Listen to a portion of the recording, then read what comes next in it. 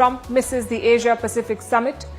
Nvidia's boss shares a beer with Korean CEOs. Over in the US, JD Vance is under fire for hoping that his wife converts. In South Asia, India backs the Taliban's plan to dam a river against Pakistan's wishes. And finally, it promises to be a riveting weekend. India have beaten Australia in the Women's World Cup semis. All eyes are on the final on Sunday. All this and more lined up. But first, the headlines. Pakistan and Afghanistan agree to extend a temporary ceasefire. There will be another round of peace talks in Istanbul next week. This comes after the worst clashes between the South Asian neighbours since the Taliban returned to power in 2021. More than 70 people were killed in the violence. Lebanon's president accuses Israel of intensifying its attacks. The latest one killed a man in southern Lebanon. It came just a day after a municipal worker was killed in a border village. Israel maintains troops in 5 areas in southern Lebanon despite a ceasefire deal with the Hezbollah in November 2024. The Sudan's paramilitary forces say they have arrested fighters who have been accused of committing abuses. The violence took place on Sunday during the capture of Al-Fashar. It was the army's last stronghold in western Darfur. Since 2023, the Sudan's army and the paramilitary RSF have been at war. One of Thailand's largest political parties elects a new leader. This follows the resignation of former Prime Minister Paetongtarn Shinawatra. Last week, she stepped down as the chief of the Pheu Thai party. In August, a court had removed her as Prime Minister over an ethics breach linked to a border dispute with Cambodia. And NASA hits back at reality TV star Kim Kardashian after she claimed that the moon landing did not happen. In 1969, Neil Armstrong and Buzz Aldrin took the first steps on the moon's surface, but conspiracy theories about the landing have swirled for decades.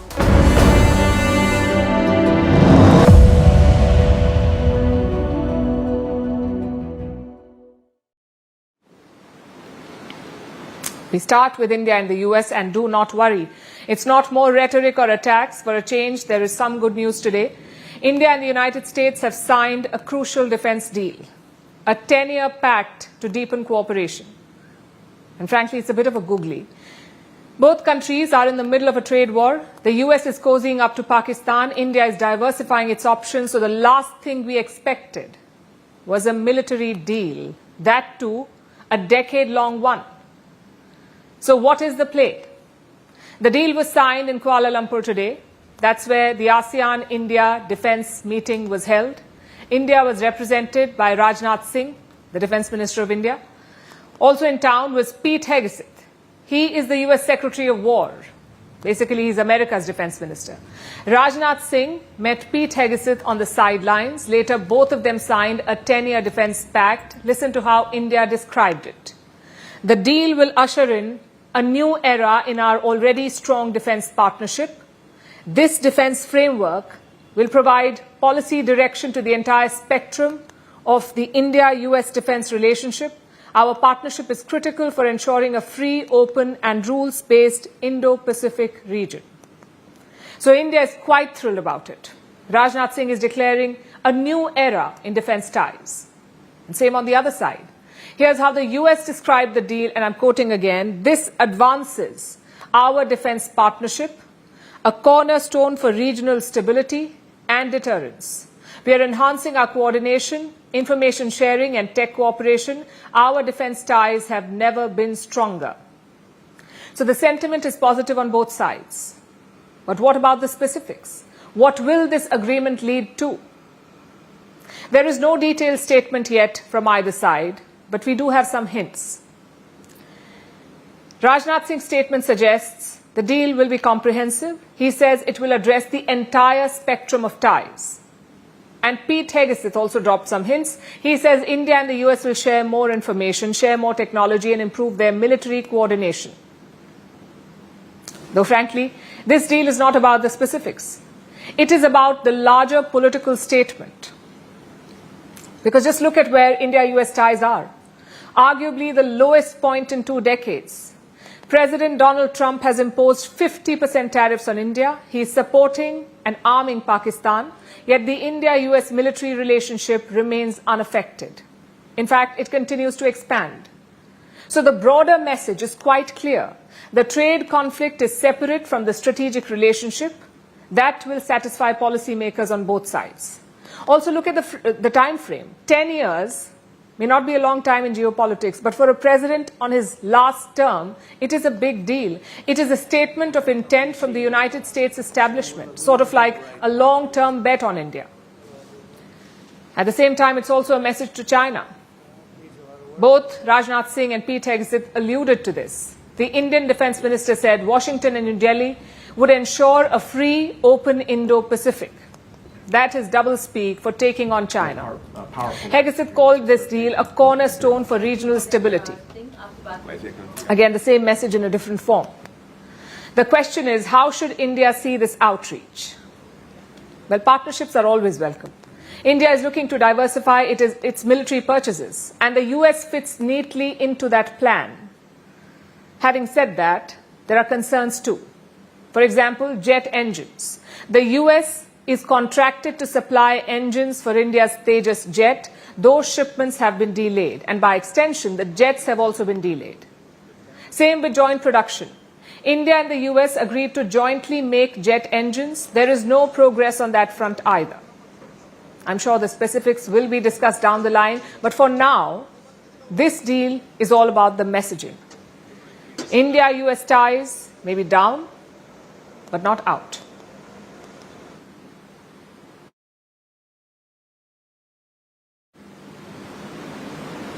Now let's talk about Chinese President Xi Jinping. 24 hours back, he met Donald Trump, and they agreed to a temporary truce. They made a handshake deal for 1 year, basically a pause in the trade war. Xi Jinping did not say much about his meeting with Trump. He saved his words for another stage, the Pacific Summit. It happened today in Busan, South Korea. Leaders from 21 nations attended it. Xi Jinping was one of them, but Donald Trump was not there. He skipped this event and he flew back to Washington. So Xi Jinping did not waste the opportunity. He took the spotlight in Busan. He used this stage to send a message. The Chinese president delivered a carefully crafted speech.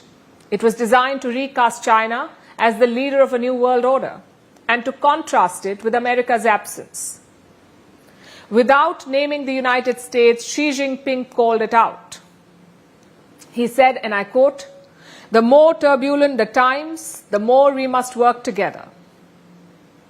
The Chinese president called for stability, for stronger supply chains, and for open trade. It's a bit rich coming from him. He offered a promise to his neighbors in Asia. He said, China's door will not close, it will only open wider. Believe it or not, China is presenting itself as the defender of globalization, like an antidote to Trump's America First policies. It's another matter that their record does not match their rhetoric. China hardly qualifies as a champion of globalization. Their trade playbook is well known. China has a stranglehold on global supply chains. Its economy relies more on exports than domestic consumption. Factories churn out more than what the country can use, whether it's steel or solar panels or electric vehicles. They produce a lot of them. The same products are then flooded across global markets. That is Beijing's version of globalization. Sell less at home, reward overproduction with state subsidies, and export the consequences. This dominance gives China unique leverage. Just look at how they're using their rare earth supplies.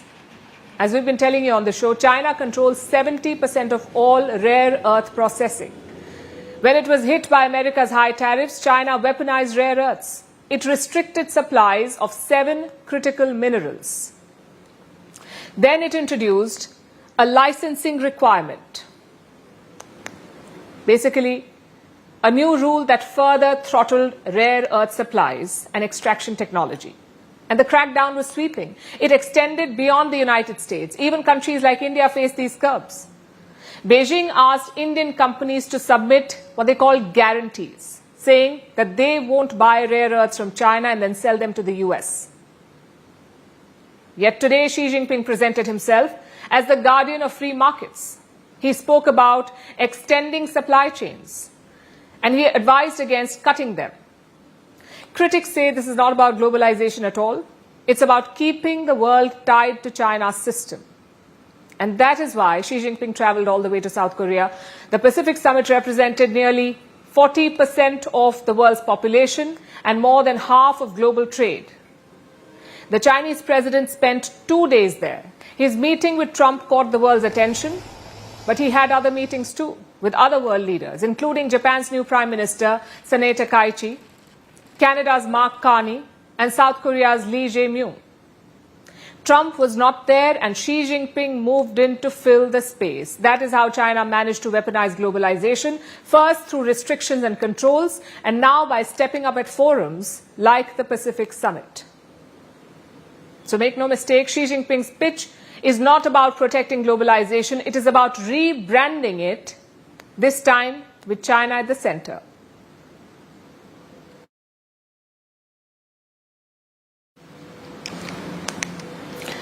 Three billionaires walk into a diner. They drink beer, they share fried chicken, they pay everyone's bills, and they walk out. If you thought it was the start of a bad joke, you are wrong. Because this actually happened. It started off as a regular evening in Seoul, neon signs buzzing to life, office workers spilling onto the streets, crowds settling into their favorite ritual, chimek. That's eating crispy Korean fried chicken with ice-cold beer. It's a cultural experience. It's a must for anyone traveling to South Korea. And turns out, Jensen Huang is a believer. That's the Nvidia CEO. He was spotted at a small diner sharing fried chicken and beer with his two friends. Do you know who the friends were? One was Lee Jae-yong, the chairman of Samsung Electronics. The other was Chung Il-sun, executive chair of Hyundai Motor Group. So three titans, two of them heading South Korea's biggest corporate empires, all sitting shoulder to shoulder, clinking glasses. And yes, they chugged their drinks on camera. Take a look. Okay. Sure. Here, please. Okay. Here, please.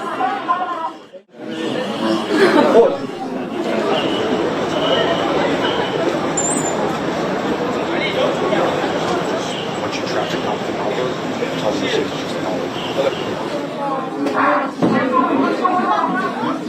Thank you so much for you. Thank you. 네, 좋습니다. Can we have a drink? Jay, sure. 2 hour. Okay. Okay. Sure. Here, please. Okay. Here, please.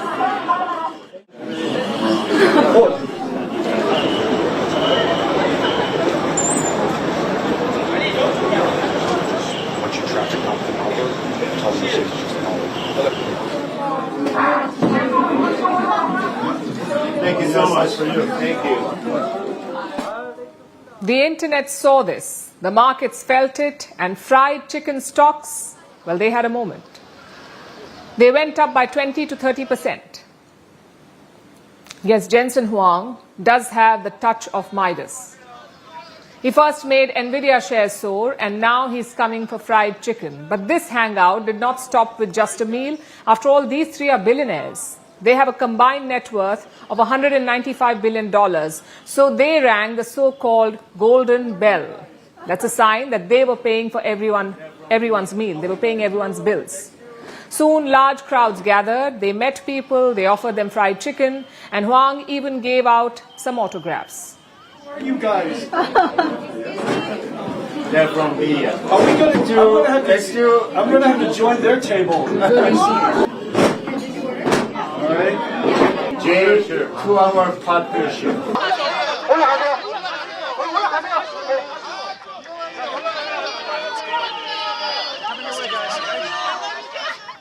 So what were these three celebrating? Well, on Friday, Jensen Huang was at the APEC Summit, the Asia-Pacific Economic Cooperation Summit. There he met South Korea's President Lee Jae-myung. And the Nvidia CEO was not there just for handshakes. He announced that Nvidia will supply more than 260,000 GPUs to South Korean companies. A GPU is a graphic processing unit. It's the building block of AI. Now, these GPUs will be supplied to South Korean companies, 260,000 of them, including companies like Samsung and Hyundai. Nvidia will also partner with them. I'm very grateful and very honored that Nvidia is the first company in history to reach $5 trillion. He was walking. The facts are that artificial intelligence is the most impactful technology of our time. It is the most impactful technology of all time. This is very likely going to be the largest technology industry the world's ever known. And so, is it possible for Nvidia to be much larger than us today? I think the answer is absolutely so. The goal is to supercharge physical AI. Think AI-powered factories, robots, even autonomous cars. Hence the celebratory drinks. But beyond that, it shows the rock star power of Jensen Huang. You see, in the last couple of decades, the world has had its share of rock star CEOs. Most of them rose to popularity selling to the masses. Steve Jobs sold us iPhones. Mark Zuckerberg changed social media.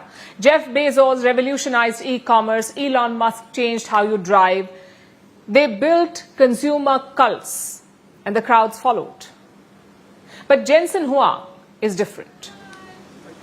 He sells chips that you will never see, never touch, and you can't even pronounce. Yet he walks on the streets and gets mobbed.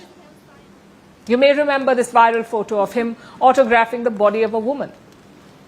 Jensen Huang wears a leather jacket. Fans throng him everywhere he goes. Crowds scream his name like he's K-pop royalty. His tech conferences are like concerts. He launches products in stadiums. He tours like a pop star. Children in Taiwan line up to get red envelopes from him. Some call it Jensanity. Others call it the Taylor Swift of tech. Well, whatever you call it, it is proof of the rise of Nvidia. Jensen's arc is it feels almost mythical. He was born in Taiwan. He came to America at the age of 9. He worked as a dishwasher at a fast food chain. He then co-founded Nvidia in 1993. It's a company that almost died multiple times, but Jensen Huang stuck with his vision of graphic processing units. And that bet paid off with the boom of AI. In 2020, Nvidia was worth $122 billion. In 2023, it crossed $1 trillion. 3 months ago, it became the first $4 trillion company, and today it is worth $5 trillion. The only company in the world to reach $5 trillion. If you'd invested $1,000 in Nvidia in 2004, you would have Nvidia stocks worth over $1.2 million right now. Imagine that. Jensen Huang himself is worth over $100 billion, and right now he might be more famous than any other CEO. It's a reflection of the times we live in and how central Nvidia is to our world. Artificial intelligence is unarguably the future. And the headliner, it's a man in a leather jacket holding a chicken wing.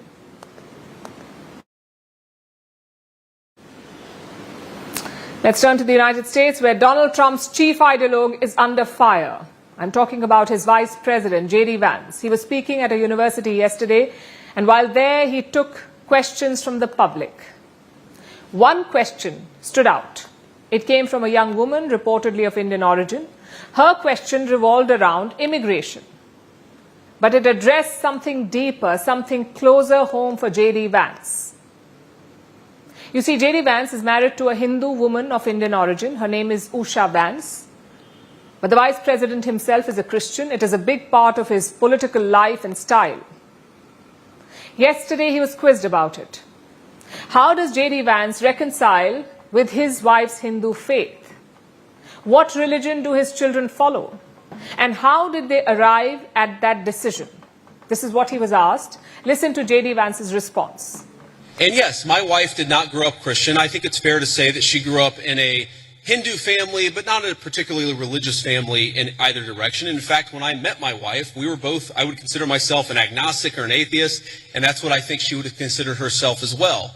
You know, everybody has to come to their own arrangement here. The way that we've come to our arrangement is she's my best friend. We talk to each other about this stuff. So we decided to raise our kids Christian. As I've told her, and I've said publicly, and I'll say now in front of 10,000 of my closest friends, do I hope eventually that she is somehow moved by the same thing that I was moved in by church? Yeah, I honestly do wish that, because I believe in the Christian gospel, and I hope eventually my wife comes to see it the same way. But if she doesn't, then God says everybody has free will, and so that doesn't cause a problem for me.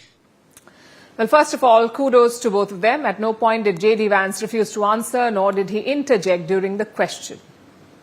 As uncomfortable as it was, the Vice President answered, and that's something to applaud. But his response, well, that was far from appropriate. It was riddled with double standards and inconsistencies. Let's look at two claims that he made.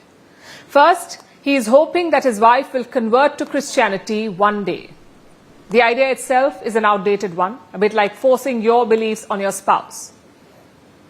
Of course, J.D. Vance did say that it's optional for his wife. He also said everyone should have freedom of religion.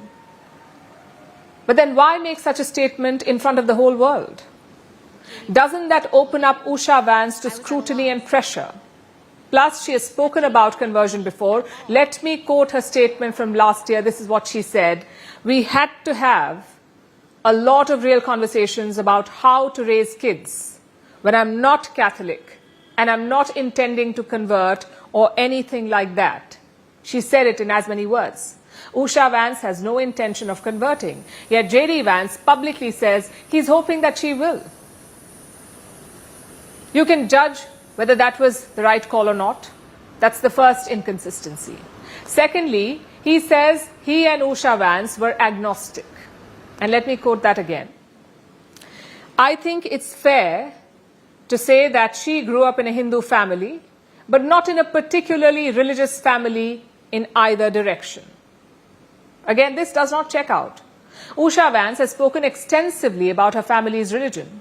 Listen to her interview last year, and I'm quoting again, I did grow up in a religious household. My parents are Hindu, and I think that's one of the things that made them such good parents. That's what she said. She went on to call herself a practicing Hindu. Now, do you see the problem here?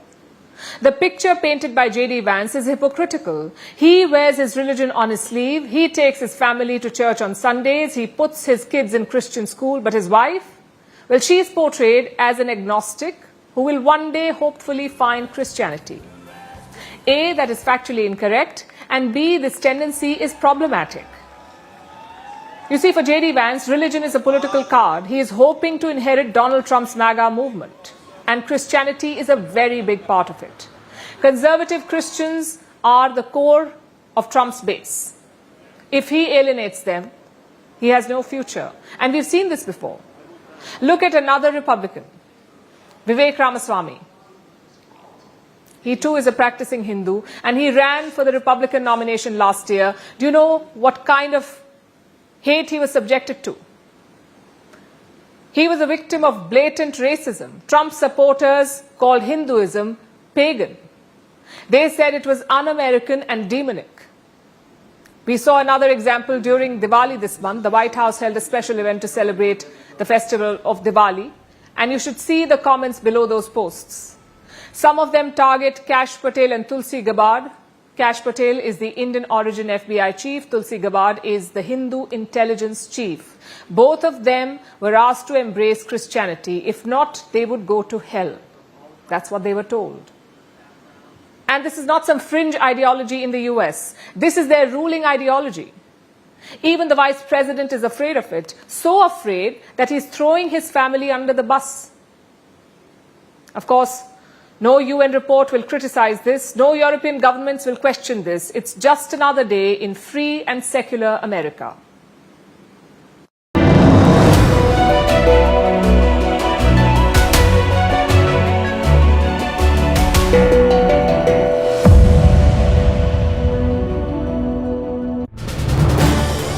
This is News 18 Network.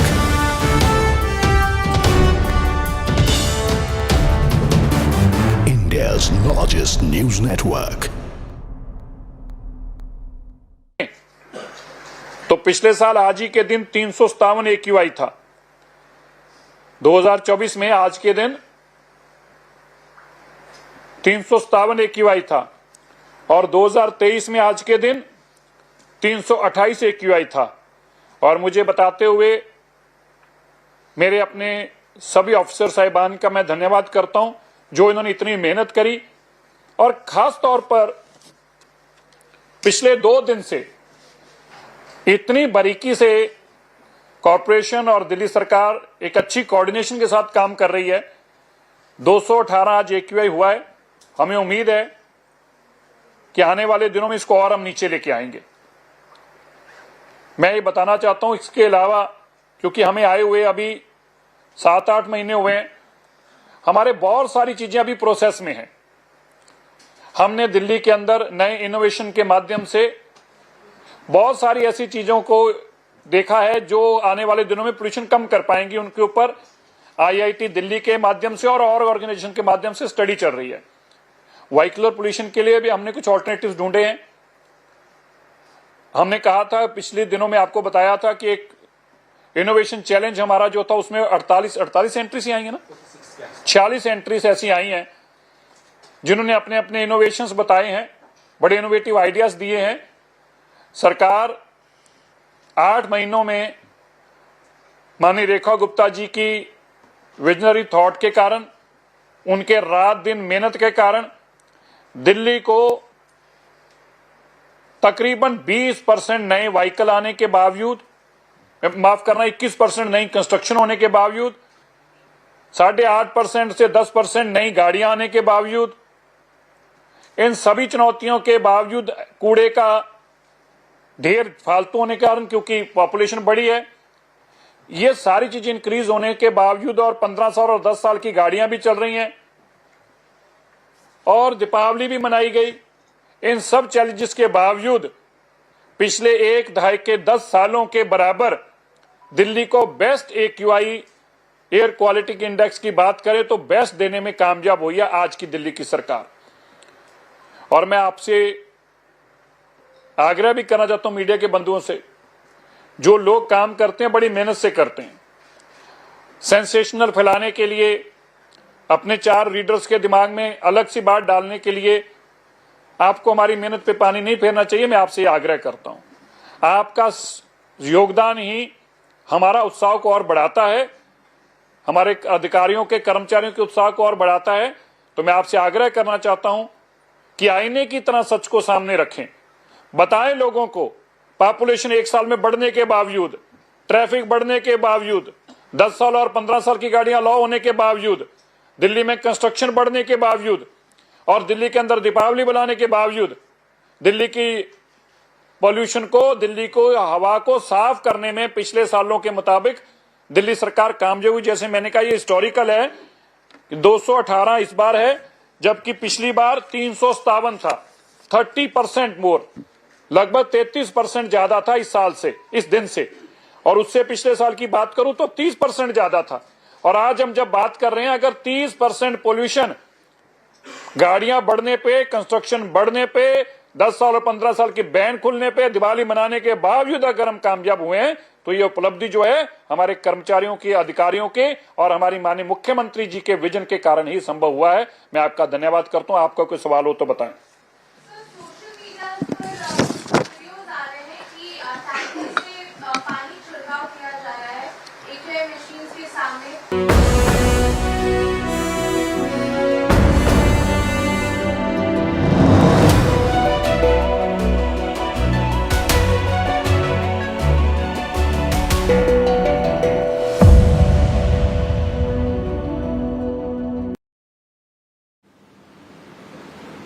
It's the 31st of October, the end of the month. For most people, it is salary day. But if you work for the US government, there's a good chance you're not getting paid. The world's biggest economy has run out of money. It cannot even pay its own staff because the US government has shut down. This shutdown has entered its 5th week. That means no salary for more than 1 million US military personnel, thousands of air traffic controllers, and even some lawmakers. They may not get their paychecks.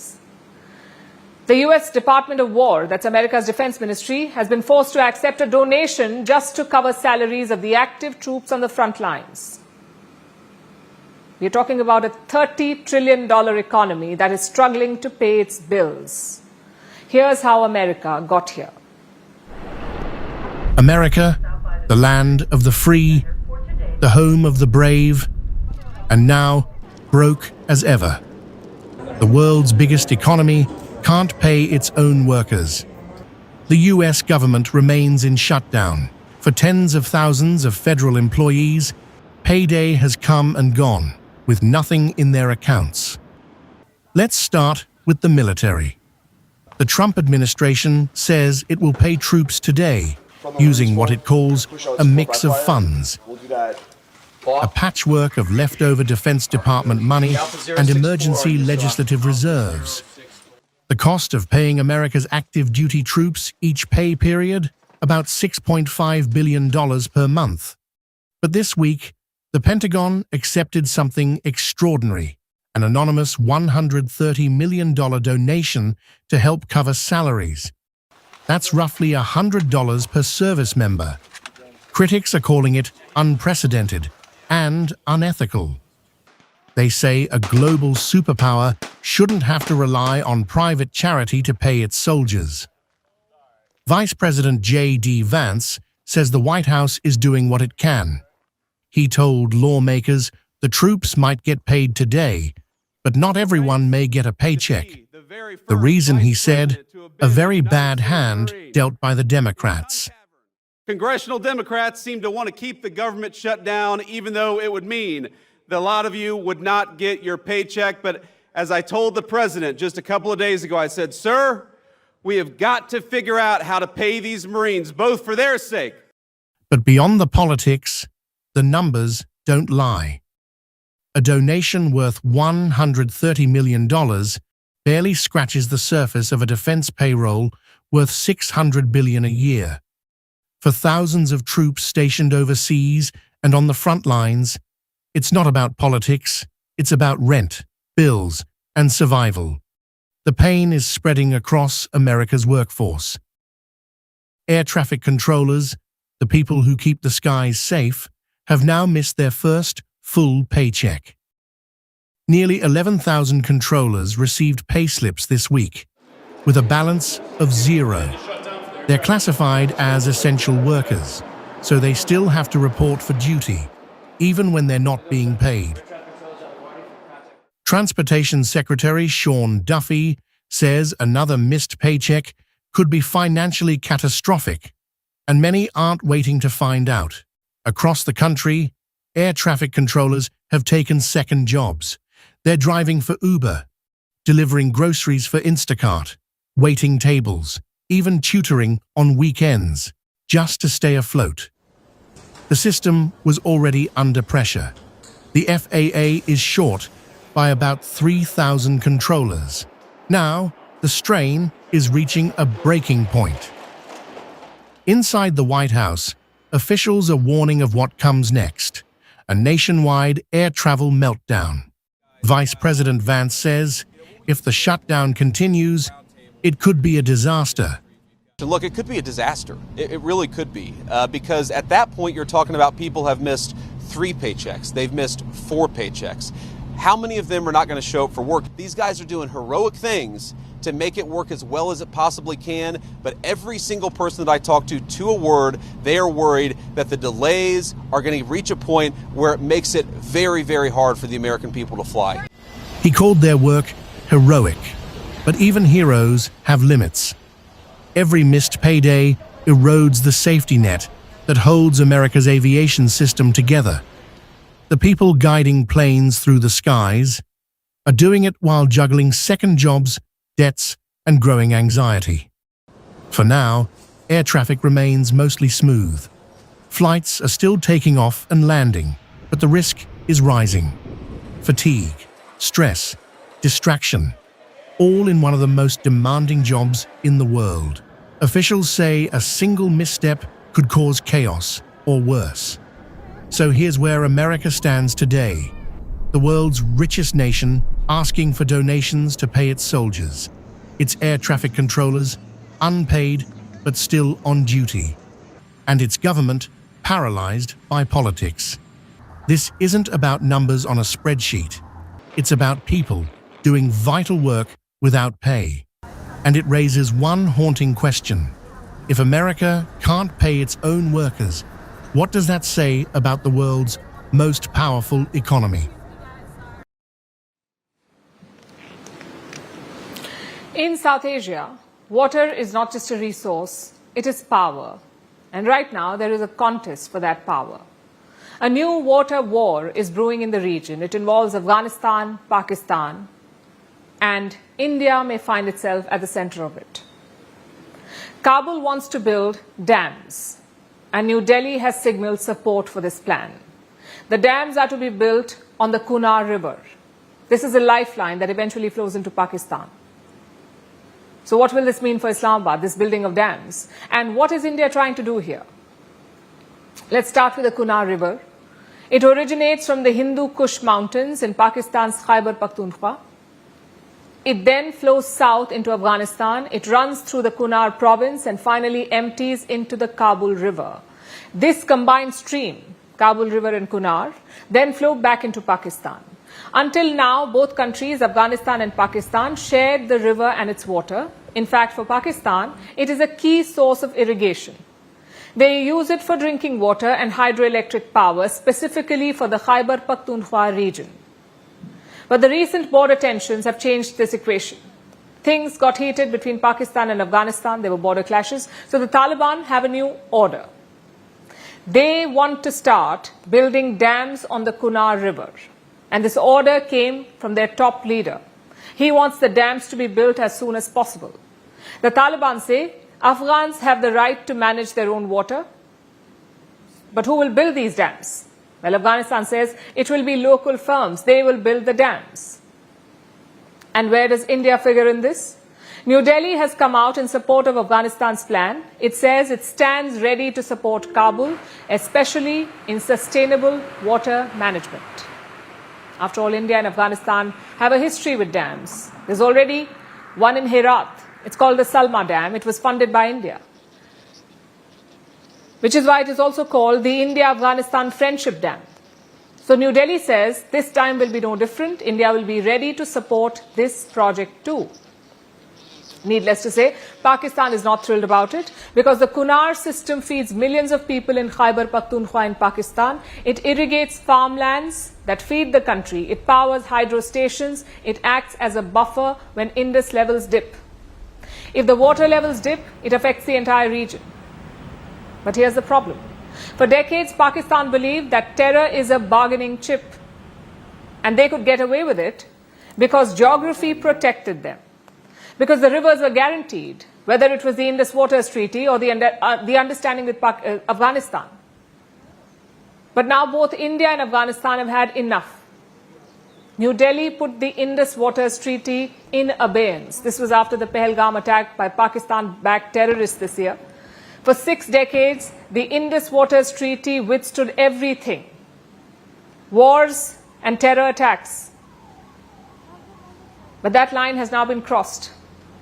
The Pahalgam attack was the last straw for India, and India's move of suspending this treaty is hurting Pakistan. Reports indicate a 13.3% water shortfall compared to last year, especially in water drawn from the Indus River system. Although India's rationale and message was clear, blood and water cannot flow together. And now Afghanistan is setting a similar precedent. For decades, Islamabad assumed that 2 things were guaranteed: terror as a policy tool and water as a natural right. But the river has turned. And this time, Pakistan is downstream in every sense of the word.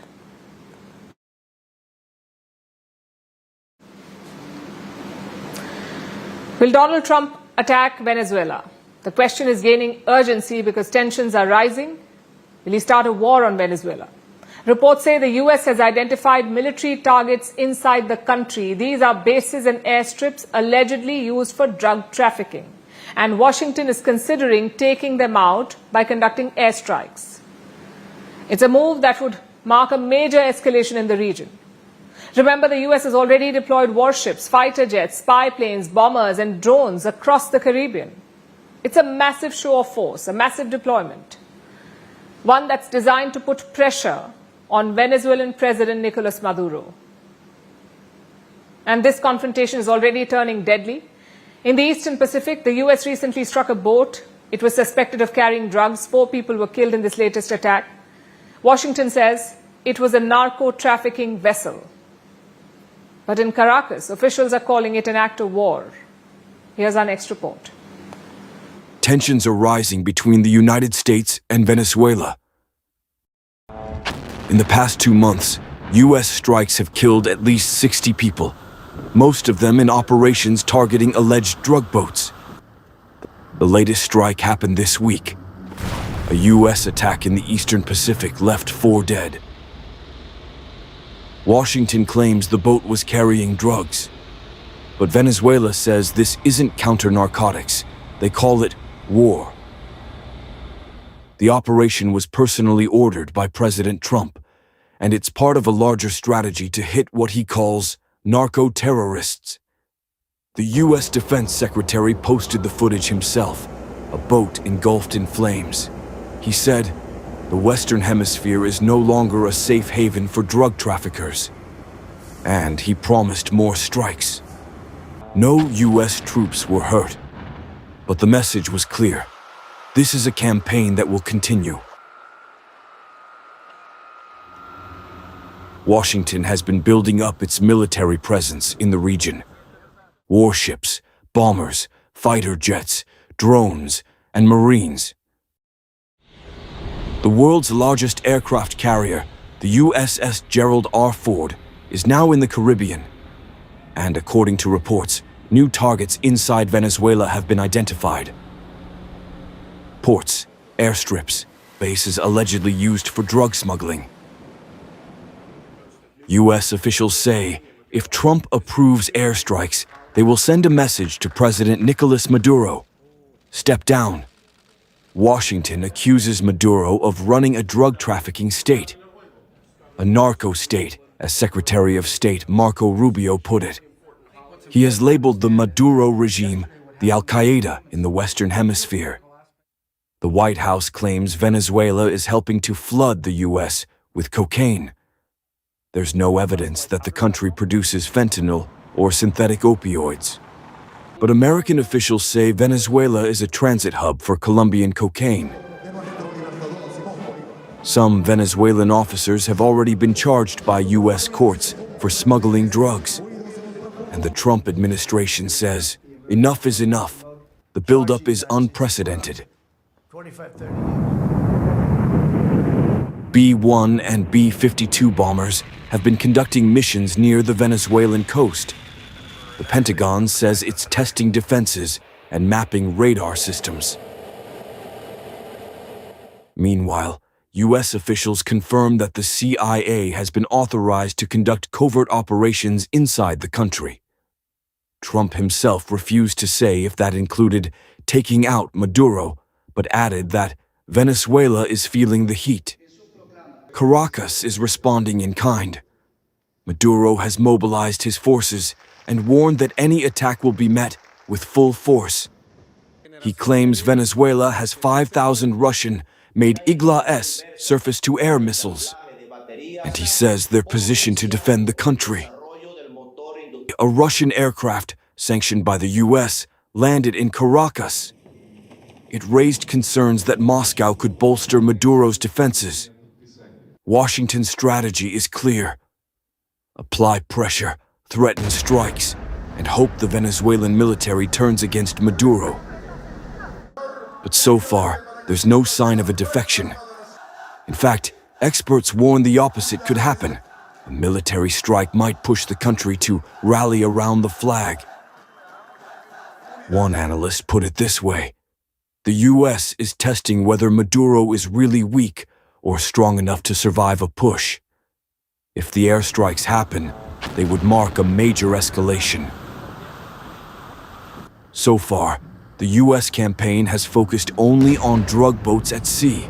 Hitting targets inside Venezuela would take it to another level, and it could drag the region into a deeper confrontation. Maduro insists the U.S. is fabricating a war. and that Washington's real goal is to seize Venezuela's resources: oil, gold, copper. The US and many Western nations still refuse to recognize Maduro's presidency. They say the 2024 election was rigged, and they back the opposition, which claims to have won by a landslide. Today, the region stands on edge. US warships patrol the Caribbean. Venezuela's missiles are ready.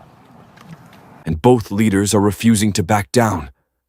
The next move could decide whether this remains a war of words or becomes something much more dangerous.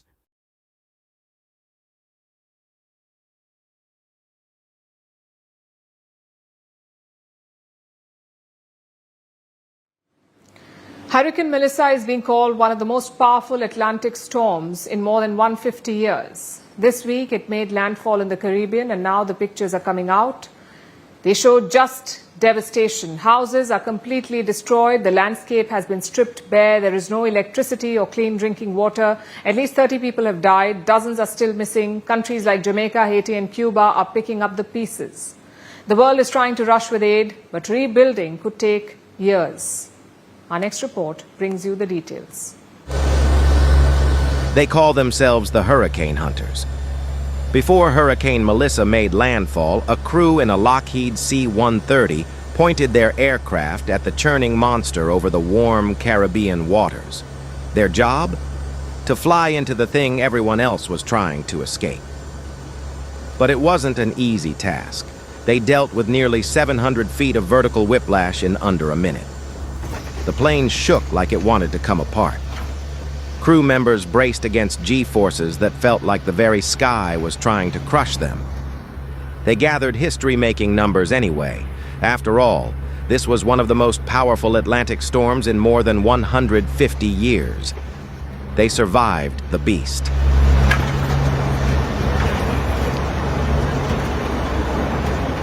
But hours later, the Caribbean would not be so lucky.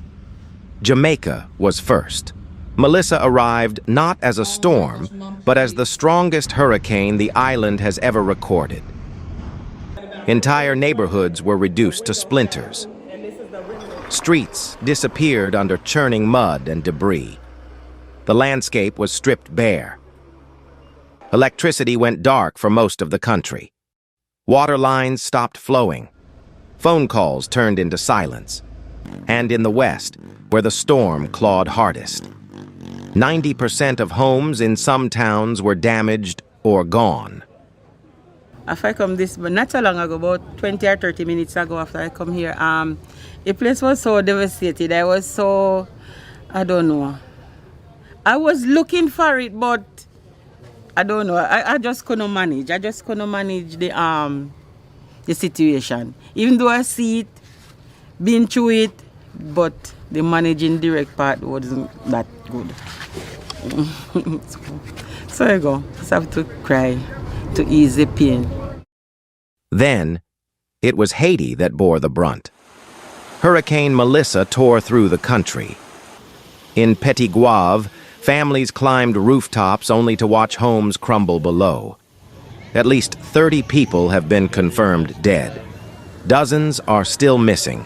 More than 15,000 people are crammed into emergency shelters. Thousands more are unreachable in washed-out mountain towns. Hurricane Melissa, look what it has done to us. We are victims. We don't know what the situation is like in other areas. We are victims at the La Diga Bridge. We couldn't save anything we owned, not even our slippers and shoes. Everything is gone. I survived because I live on a higher hill. Then it was Cuba's turn. Even downgraded, Melissa carried enough fury to force hundreds of thousands from their homes.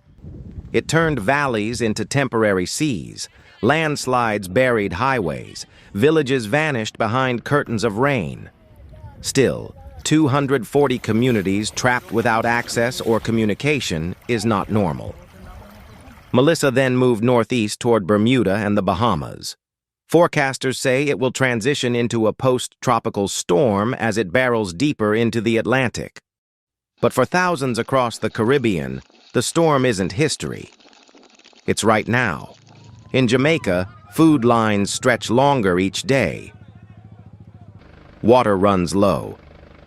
Hospitals are strained. In Haiti, citizens are rushing to rebuild their houses. Relief teams from the US, Britain, the UN, and humanitarian groups are landing in these countries. They are armed with tarps, lanterns, water purifiers, and food. Damage assessments are happening in real time. Governments are pledging millions. But aid is slow. Roads are slower. And nature does not wait for bureaucracy. The hurricane hunters flew into a monster. The Caribbean lived through one. And now, as always, the rebuilding begins. One aid packet at a time.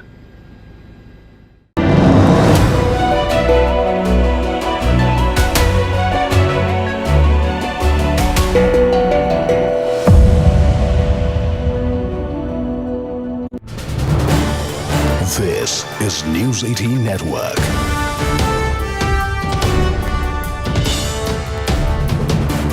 India's largest news network.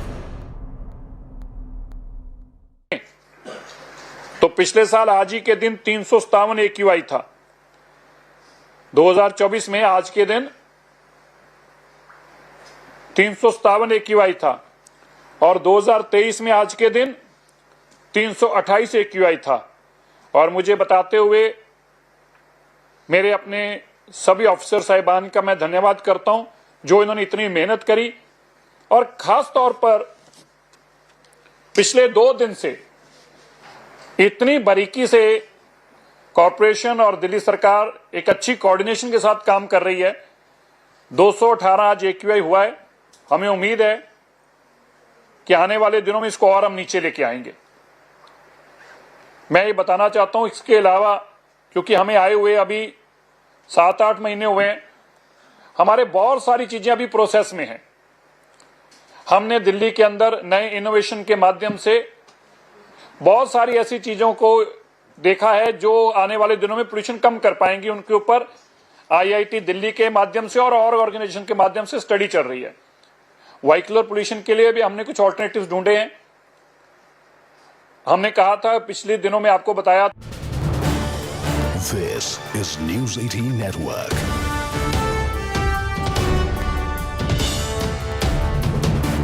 India's largest news network. तो पिछले साल आज ही के दिन 357 AQI था। 2024 में आज के दिन 357 AQI था और 2023 में आज के दिन 328 AQI था। और मुझे बताते हुए मेरे अपने सभी ऑफिसर साहिबान का मैं धन्यवाद करता हूं जो इन्होंने इतनी मेहनत करी और खास तौर पर पिछले 2 दिन से इतनी बारीकी से कॉरपोरेशन। तो पिछले साल आज ही के दिन 357 AQI था। 2024 में आज के दिन 357 AQI था और 2023 में आज के दिन 328 AQI था। और मुझे बताते हुए मेरे अपने सभी ऑफिसर साहिबान का मैं धन्यवाद करता हूं जो इन्होंने इतनी मेहनत करी और खास तौर पर पिछले 2 दिन से इतनी बारीकी से कॉरपोरेशन और दिल्ली सरकार एक अच्छी कोऑर्डिनेशन के साथ काम कर रही है। 218 आज AQI हुआ है। हमें उम्मीद है कि आने वाले दिनों में इसको और हम नीचे लेके आएंगे। मैं ये बताना चाहता हूं इसके अलावा क्योंकि हमें आए हुए अभी 7-8 महीने हुए हैं, हमारे बहुत सारी चीजें अभी प्रोसेस में हैं। हमने दिल्ली के अंदर नए इनोवेशन के माध्यम से बहुत सारी ऐसी चीजों को देखा है जो आने वाले दिनों में पोल्यूशन कम कर पाएंगी। उनके ऊपर IIT दिल्ली के माध्यम से और ऑर्गेनाइजेशन के माध्यम से स्टडी चल रही है। व्हीकलर पोल्यूशन के लिए भी हमने कुछ ऑल्टरनेटिव्स ढूंढे हैं। हमने कहा था पिछले दिनों में आपको बताया था कि एक इनोवेशन चैलेंज हमारा जो था उसमें 48 एंट्रीज आई है ना, 46 एंट्रीज ऐसी आई हैं जिन्होंने अपने अपने इनोवेशंस बताए हैं बड़े इनोवेटिव आइडियाज दिए हैं। सरकार 8 महीनों में माननीय रेखा गुप्ता जी की विजनरी थॉट के कारण, उनके रात दिन मेहनत के कारण दिल्ली को तकरीबन 20% नए व्हीकल आने के बावजूद, माफ करना 21% नई कंस्ट्रक्शन होने के बावजूद, 8.5% से 10% नई गाड़ियां आने के बावजूद, इन सभी चुनौतियों के बावजूद कूड़े का ढेर फालतू होने के कारण, क्योंकि पॉपुलेशन बढ़ी है, ये सारी चीजें इंक्रीज होने के बावजूद और 15 साल और 10 साल की गाड़ियां भी चल रही हैं और दीपावली भी मनाई गई। इन सब चैलेंजेस के बावजूद पिछले एक दहाई के 10 सालों के बराबर दिल्ली को बेस्ट AQI एयर क्वालिटी के इंडेक्स की बात करें तो बेस्ट देने में कामयाब हुई है आज की दिल्ली की सरकार। और मैं आपसे आग्रह भी करना चाहता हूं मीडिया के बंधुओं से, जो लोग काम करते हैं बड़ी मेहनत से करते हैं, सेंसेशनल फैलाने के लिए, अपने 4 रीडर्स के दिमाग में अलग सी बात डालने के लिए आपको हमारी मेहनत पे पानी नहीं फेरना चाहिए। मैं आपसे आग्रह करता हूं, आपका योगदान ही हमारा उत्साह को और बढ़ाता है, हमारे अधिकारियों के कर्मचारियों के उत्साह को और बढ़ाता है। तो मैं आप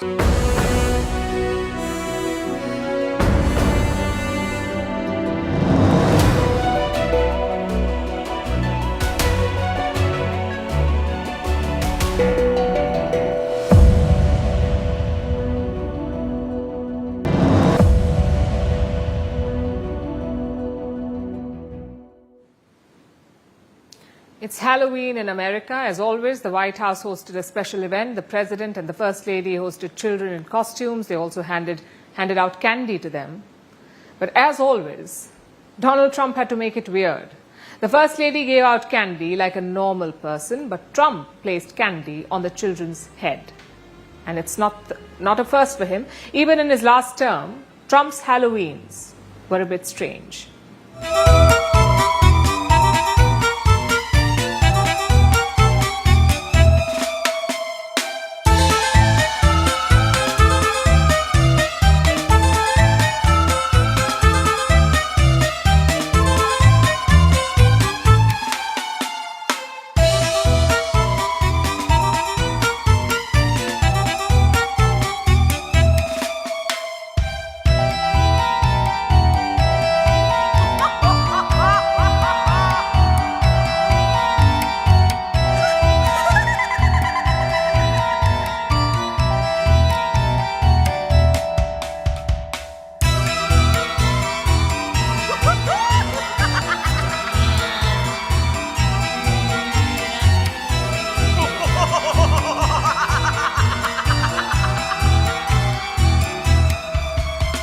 Yes, I am, And I'm Hillary Clinton. Shut up.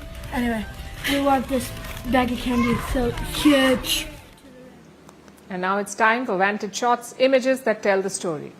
Protests erupt in Kenya amid unrest sparked by elections in Tanzania. Belgians take to the water in boats carved from pumpkins.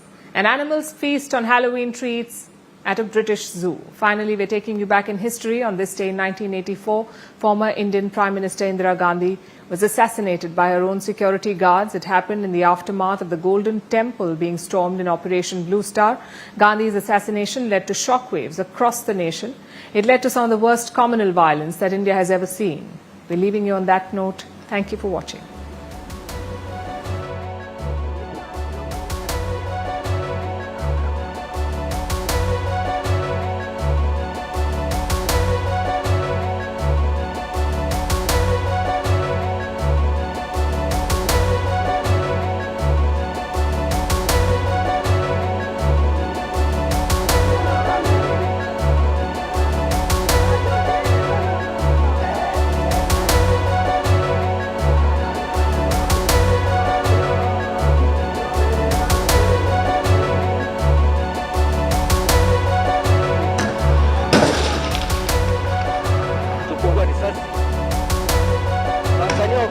Basi kama ni kwetu imeenda vibaya sana siku ya leo.